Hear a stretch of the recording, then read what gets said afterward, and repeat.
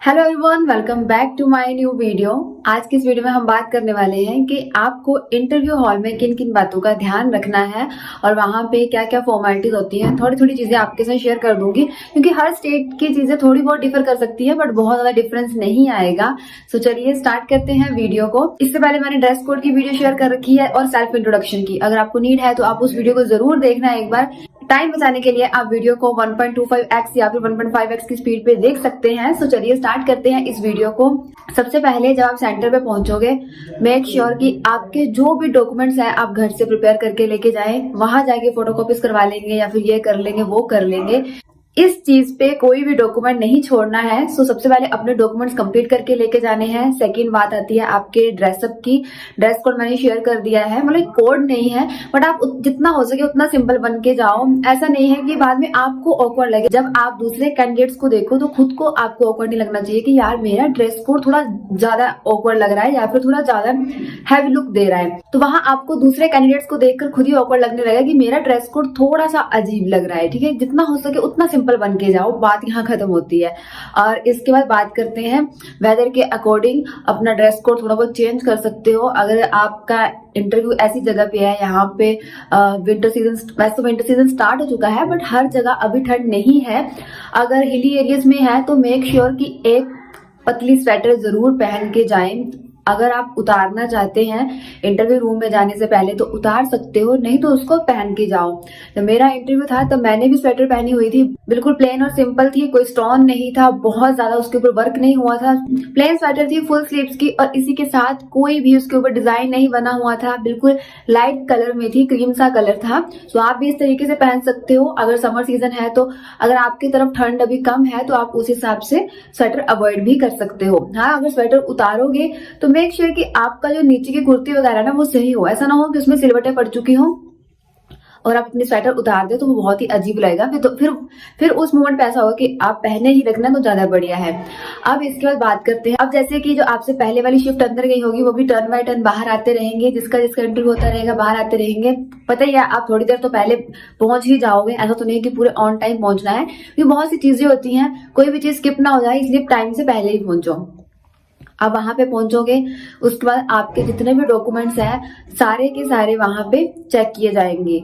तो वहां पे आपको बैंक का स्टाफ मिलेगा जो HRO में बैठा होता है, वो आपके डॉक्यूमेंट्स चेक करेंगे। आपके ओरिजिनल डॉक्यूमेंट के साथ आपकी जो फोटोकॉपीज है वो मैच करके देखेंगे। जो फोटोकॉपीज है जैसे 10th +2 इस तरीके के डॉक्यूमेंट आप खुद से सेल्फ अटेस्टेड कर लोगे। सेल्फ अटेस्टेड मतलब खुद के साइन करने हैं। बाकी अगर कोई ऐसा डॉक्यूमेंट है जो फोटोकॉपी नहीं है तो वो आप वैसे का वैसा ही रख लेना, बाकी वहां पे देख लेना।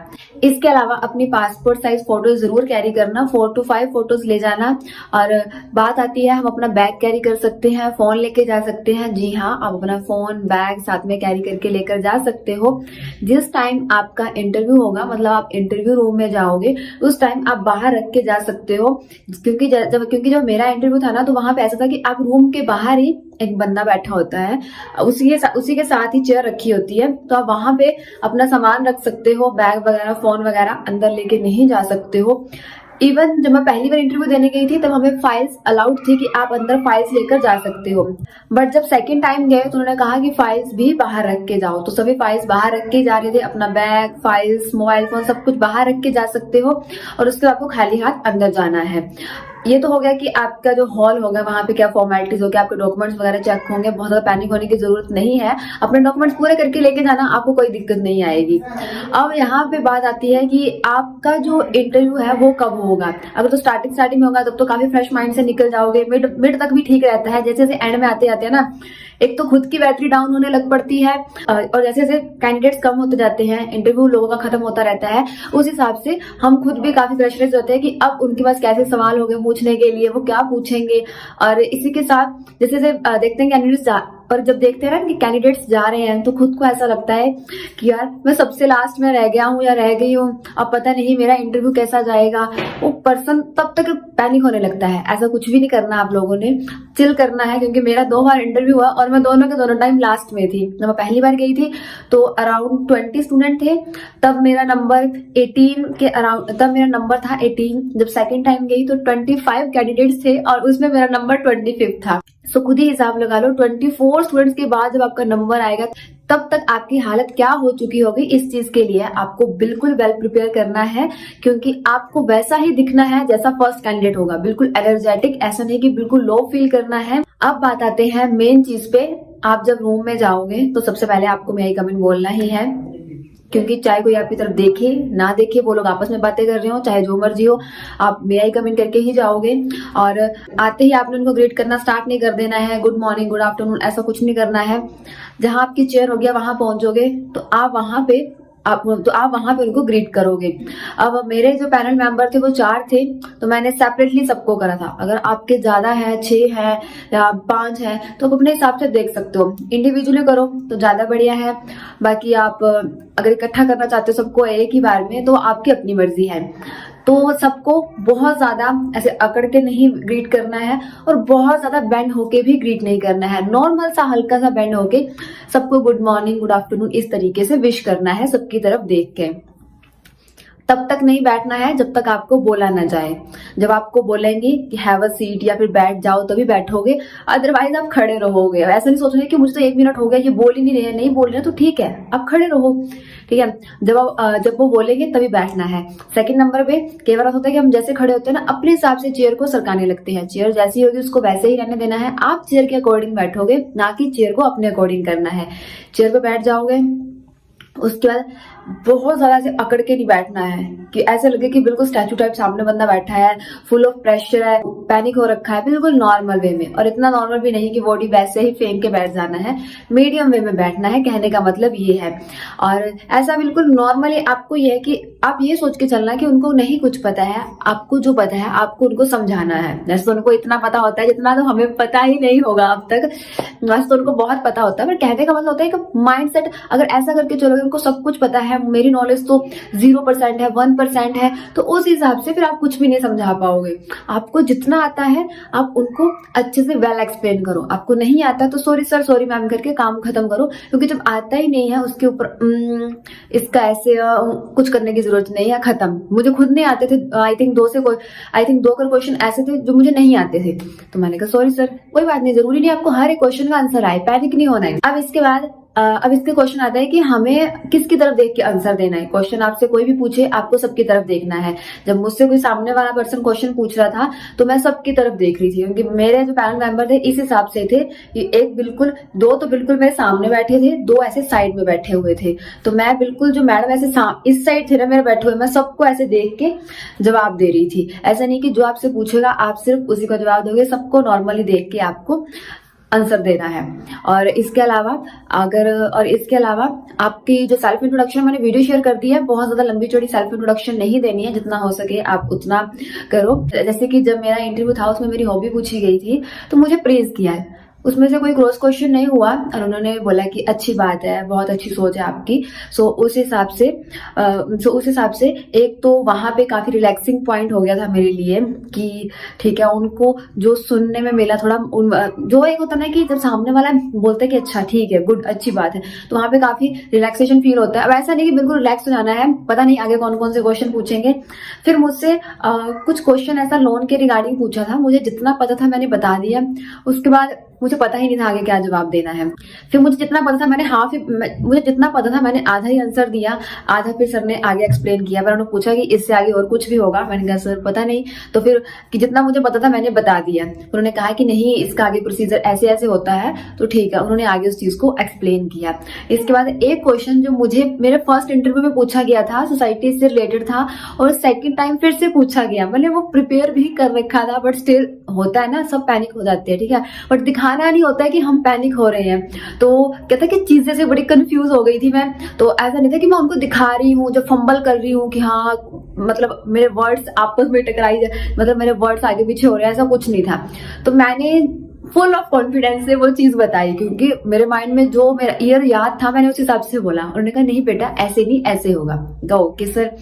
बीच में एक क्वेश्चन और था, अभी मुझे एग्जैक्टली याद नहीं है क्योंकि अभी तो 2 साल हो चुके हैं। तो इस तरीके का कुछ इंटरव्यू था मेरा। बाकी ऑलमोस्ट मैंने सारे क्वेश्चंस के आंसर दिए थे, जितना जितना मुझे पता था मैं देती गई। आपसे मान लो किसी एक वर्ड को पूछा जा रहा है, शॉर्ट फॉर्म पूछी जा रही है। अब मान लो से आपसे एनपीए पूछा जा रहा है, तो आप पहले उसकी फुल फॉर्म बता दो और साथ में उसका मीनिंग बता दो। किसका मतलब ये होता है। अगर फुल फॉर्म पे वो आपको रोक देते हैं, नेक्स्ट क्वेश्चन पूछ लेते हैं, तो उस हिसाब से। अब मेन चीज है कि पैनिक, प्रेशराइज, कैसे इस चीज को मैनेज करना है, हैंडल करना है। देखो कोई बड़ी बात नहीं है। हाँ, ये लास्ट स्टेज होती है, हर स्टूडेंट के लिए बहुत इंपॉर्टेंट होती है, बट इट डजेंट मीन कि आप पैनिक होके, परेशान होकर वहां पे आंसर दो।